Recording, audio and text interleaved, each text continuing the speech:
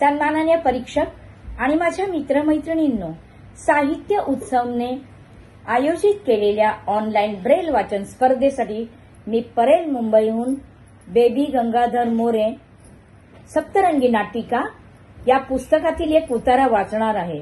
शामराव, या रामराव, आज स्वारी कशी आली इकडे?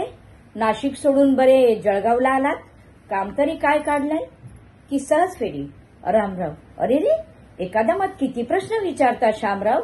सध्या फिरस्तीची ड्युटी आहे ना, काय करणार बाबा, या पोटासाठी फिरावं लागतं. शामराव, असं चला तर मग आपण घरी जाऊन पोटोबाची पूजा करू.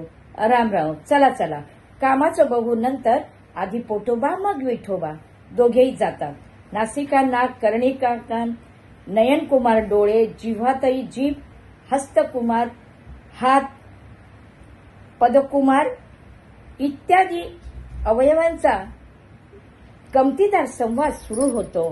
कर्णिका, काय ग जिव्हाताई, नेहमी तू बडबड असते नी आज गप्प का? एवढी उदास का बरी आहेस? जिव्हाताई, काय सांगू बाई, मला या पोटोबा खवयाची मोठी चीड यायला लागली. कर्णिका, आणि ती ग का? जिव्हाताई, काय म्हणून काय विचारतेस? आता मगाशी रामराव शामरावांचं बोलणं ऐकलं ना तू?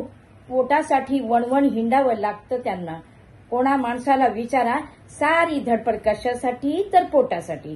आणि त्या पोटोबामुळे आपली ही फरफट होते. शिवाय मान सन्मान तो सगळा त्याला. परवा तर त्याचं आणि माझं भांडण झालं. कर्णिका, कशावरून ग? जिव्हाताई, अगं दरवेळी आपला तो म्हणेल तेवढंच खायची सक्ती असते माझ्यावर.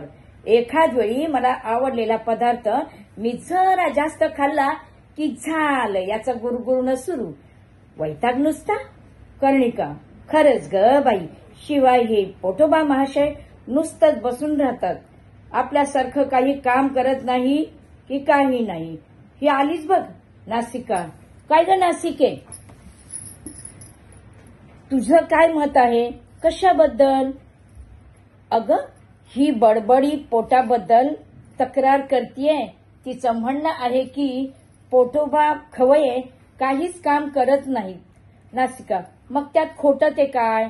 माझंच बघ ना, रात्रंदिवस श्वास घेण्याचं माझं कार्य सतत चालूच असतं.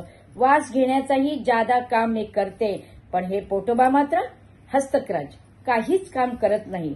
पदकुमार, उलट सगळ्यांवर गुरगुरतो. शिवाय जो उठतो तो कशासाठी तर पोटासाठी म्हणत आम्हाला राबवून घेतो. नयनकुमार, मी सुद्धा हेच म्हणतोय. मी नेहमी बघण्याचं काम करतो. झालंच तर माणसाच्या सौंदर्यात भर घालतो तो मी नसतो तर. कर्णिका, पुरे तुझं लेक्चर. मी सुद्धा ऐकण्याचं काम करून माणसांच्या जीवन व्यवहाराला मदत करते म्हटलं, माझ्याशिवाय तर. नासिका, म्हटलं कर्णिके, तुझ्यापेक्षाही माझा उपयोग महत्वाचा आहे बरं का. श्वास घेतल्याशिवाय माणूस जगू शकेल का? जिव्हाताई, आणि माझ्यामुळेच तर माणसाच्या जीवनात अर्थ आहे. मी गोड बोलते. नाना तऱ्हेच्या पदार्थांची चव माझ्यामुळेच मानव चाखू शकतो. आपण सारेच अनेक कामे करतो, पण हे पोटोबा मात्र आयते बसून खातात. तेव्हा आपण पोटोबांविरुद्ध संप करूया आणि मेंदूराजे साहेबांकडे तक्रार करूया. नयनकुमार, हो, आमची तयारी आहे संप करण्याची. आजपासून मी बघणार नाही. नासिका, मी वास घेणार नाही. श्वास मात्र मला घ्यावाच लागेल. कर्णिका, मी ऐकणार नाही. जिव्हाताई, मी अजिबात खाणार नाही आणि दंतराजांना सुद्धा संपात सामील करून घेईल. हस्तक्राज, मी घास उचलणार नाही. पदकुमार, मी स्वयंपाकघरापर्यंत जाणार नाही, म्हणजे मग त्या पोटोबाबद्दल चांगलीच अद्दल घडेल. सर्वजण मेंदूराजे यांच्याकडे जातात. त्यानंतर मेंदूराजे तातडीने सभा घेतात. सर्वजण मेंदूराजे साहेबांचा जय जयकार असो. मेंदूराजे, बसा मंडळी. पोटोबा प्रधान आले की नाही अजून? पोटोबा, मी केव्हाच हजर आहे महाराज. मेंदूराजे, पोटोबा, या सर्व मंडळीची तुमच्याबद्दल तक्रार आहे की तुम्ही अजिबात काम करत नाही, नुसतं खाता आणि दुसऱ्यांवर गुरगुरता. पोटोबा, महाराज, बोलताना जरा बेदबी होतीये. कसूर माफ असावी.